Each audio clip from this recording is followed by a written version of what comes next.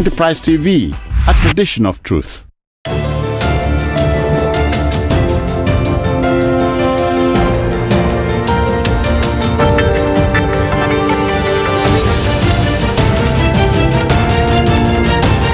Good morning and thanks for joining us this morning on the premiere of Enterprise Morning on Enterprise TV.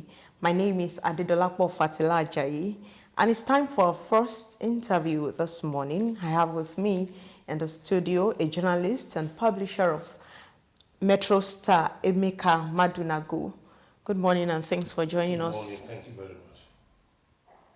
Okay, so today we'll be looking at the off-cycle polls in Kogi, Bayelsa, and Imo states.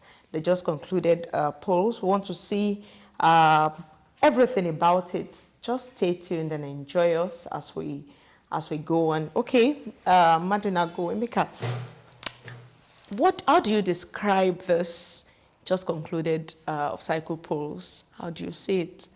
Okay, the off-cycle polls were an important date in the political calendar of Nigeria. Okay. But there wasn't much to cheer about the off-cycle polls because the same problems that marred the 2023 general elections still read their ugly heads. Essentially, it just showed that INEC has not improved at all in its management of elections, logistics, security, and associated issues. So generally, you had the same problem of overvoting, the same problem of logistics challenges, the same problem of snatching of ballot papers, ballot boxes. People were still killed. An INEC official was abducted in Bayelsa, and agents were beaten up by thugs in some places. In some other places, voting materials were destroyed.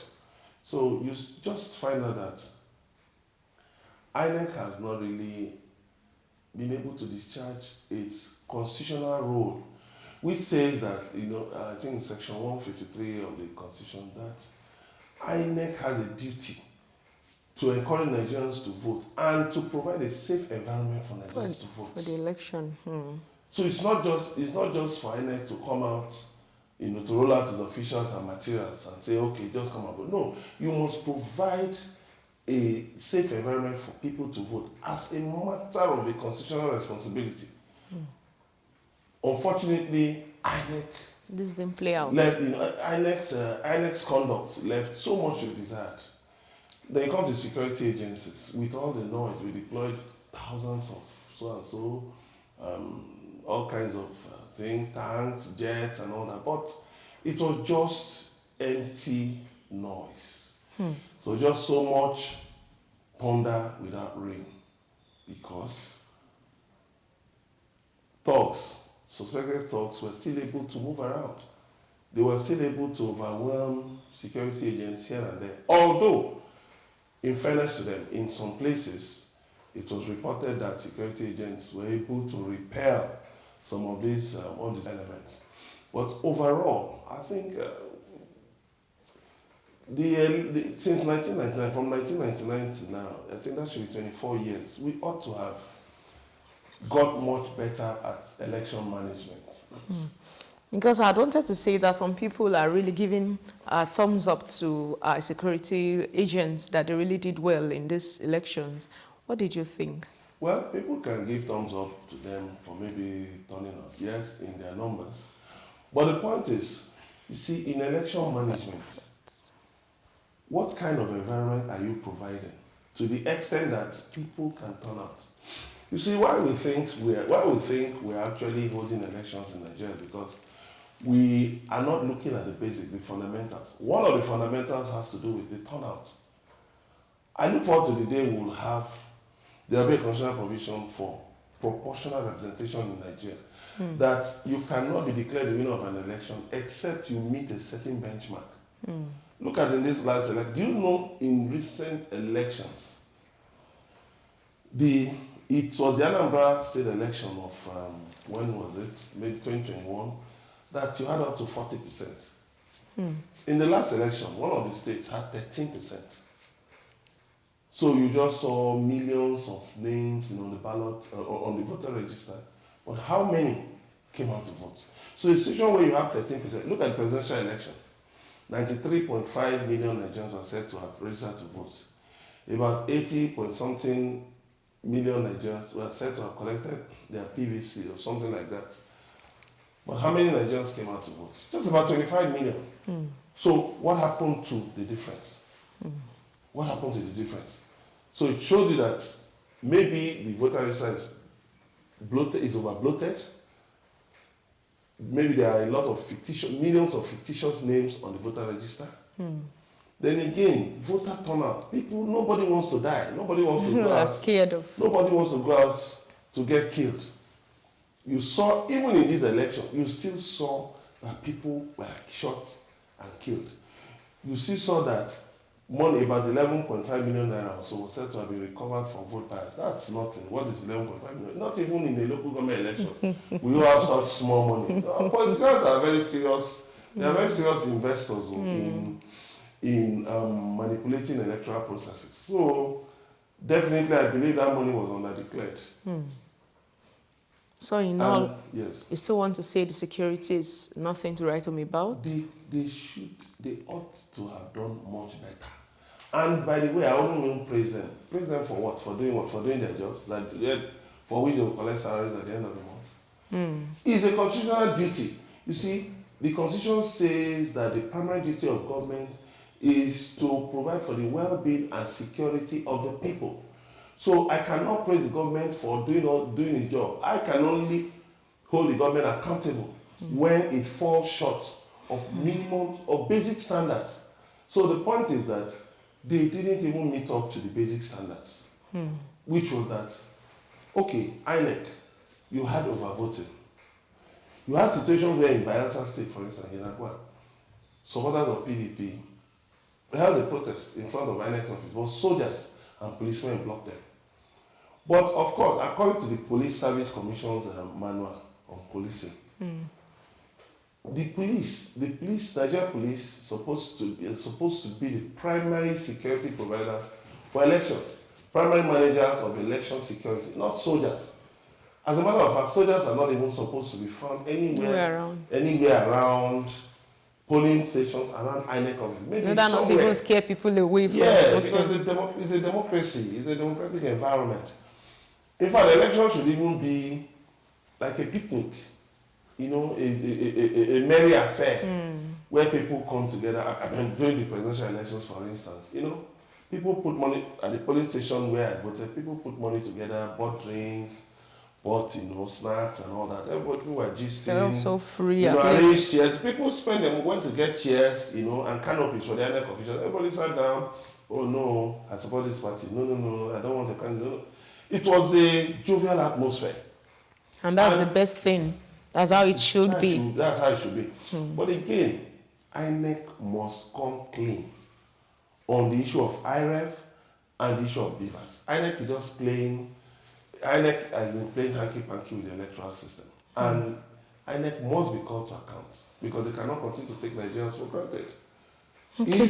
If you want elections to be credible, free and fair in Nigeria, you must invest heavily in technology. You must reduce the human element because we found out time and again that it's easy to corrupt people in certain sensitive positions. So let's use more of technology, just like the OAS report suggested years back, that should be done. Okay, let's look at Bayelsa polls. INEC has adjourned coalition till Monday noon. What do you see? Where do you see this going? Do you think this can still be really, really trusted? I think the two places where there were problems, their results have been declared. Nembe and I think Southern Ijo. The results have been declared. So I don't know You're wondering why they still postponed the coalition.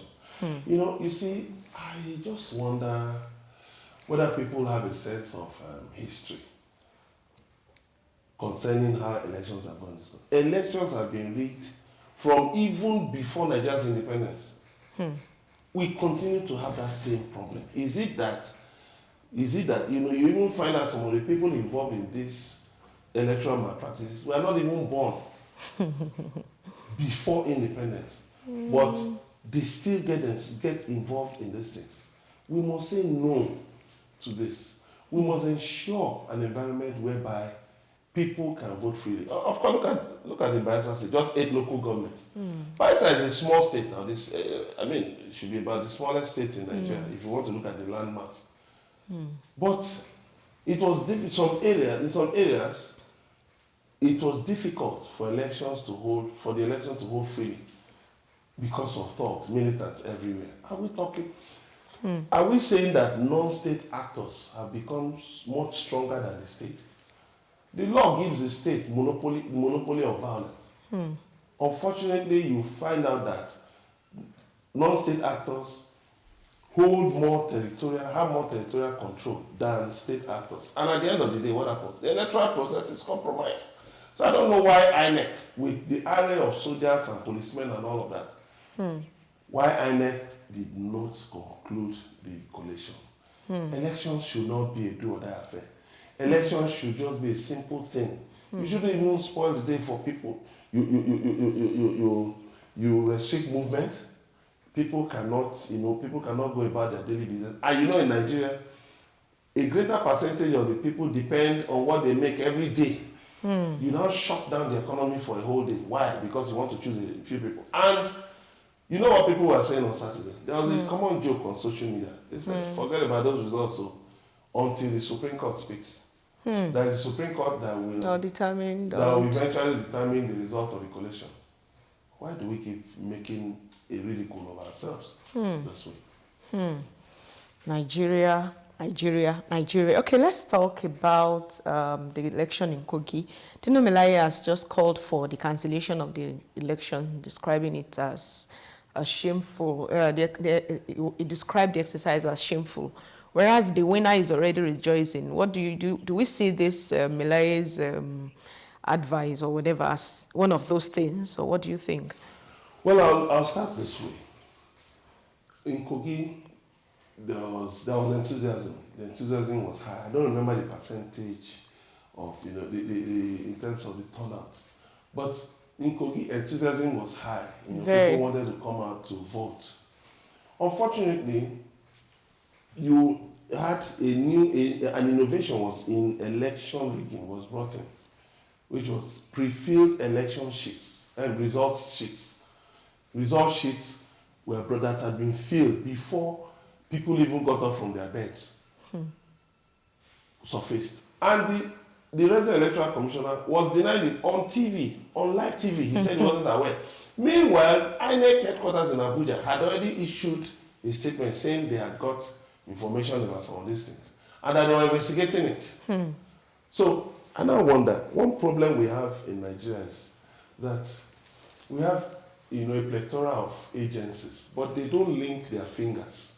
You understand? They don't link their fingers. So everybody is just working in his own kingdom, in his own empire, in his own empire. There is no synergy. So INEC headquarters in Abuja will be saying one thing, INEC resident electoral commissioner will be saying a different thing on the same day, at the same time. So now, Dino Melaye, yes, of course, in an election, a winner must be declared. There will be losers, yes. But was the election credible? Was it free and fair? It's up to the people, it's up to the political parties involved. But of course, I think Dino Melaye didn't really put up a very serious showing for governorship. I didn't even take him seriously, because he was more of a show. I think he put up more of a show. And there's even the issue now. People are asking Dino, bring out photographs of where you voted. There's no photograph or video of where Dino Melaye voted. Because journalists asked him on TV, on live TV, that they didn't see him vote. He now said maybe they went to the wrong polling station. But look around, all contestants, even prominent Nigerians. You saw Would videos say and this is photographs where of they where voted. they voted. But you know, Nigerian politicians don't like doing things in secret. They are showmen. They are, you know. They would want everybody to see. Yeah, At they least. want everybody to see. Yes. So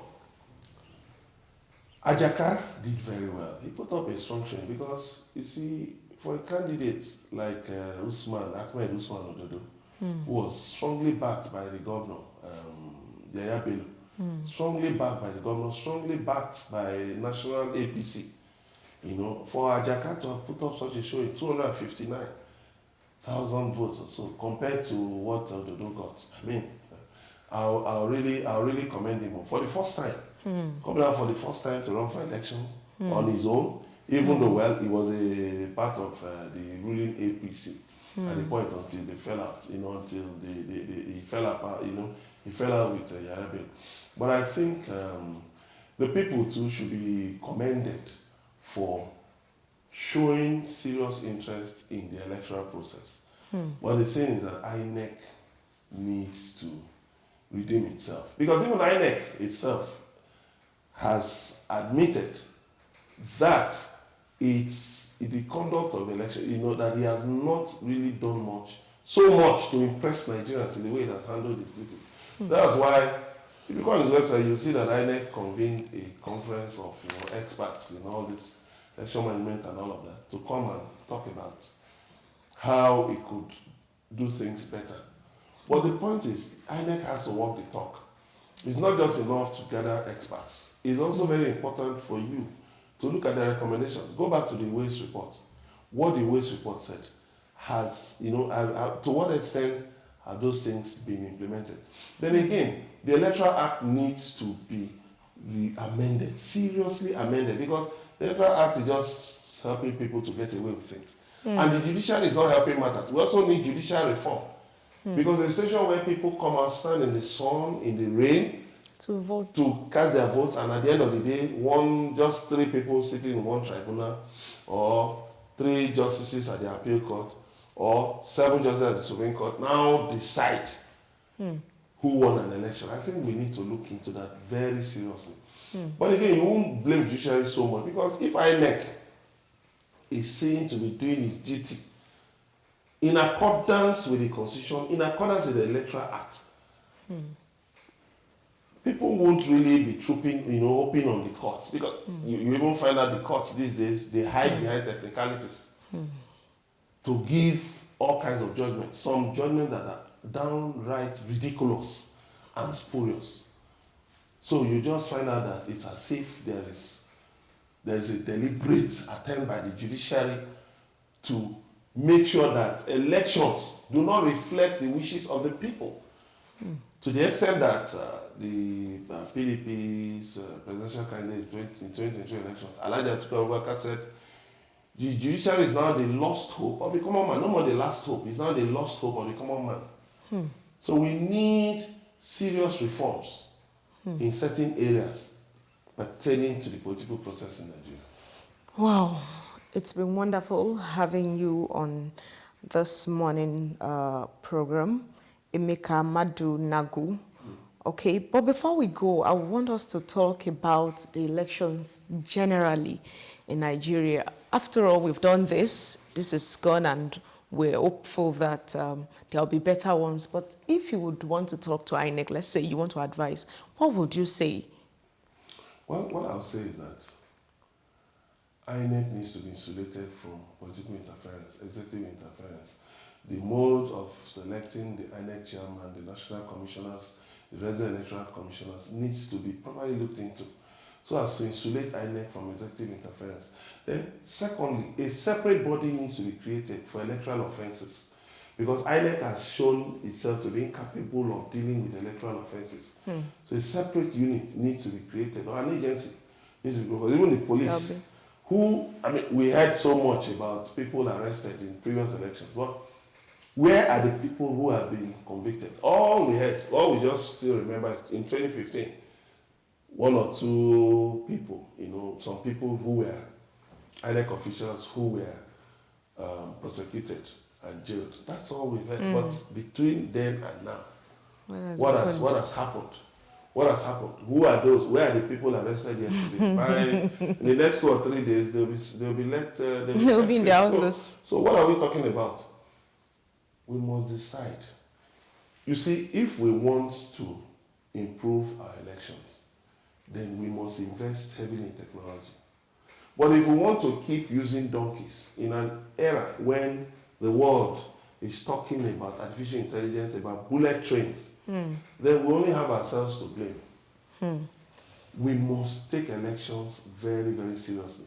Then again, a fundamental constitutional amendment has to do with how do you decide on who won an election? There must be a certain percentage, not just enough to say you must score 2/3 of the votes spread across, you must score, 25% of the votes spread across 2/3 of the state. That is neither here nor there.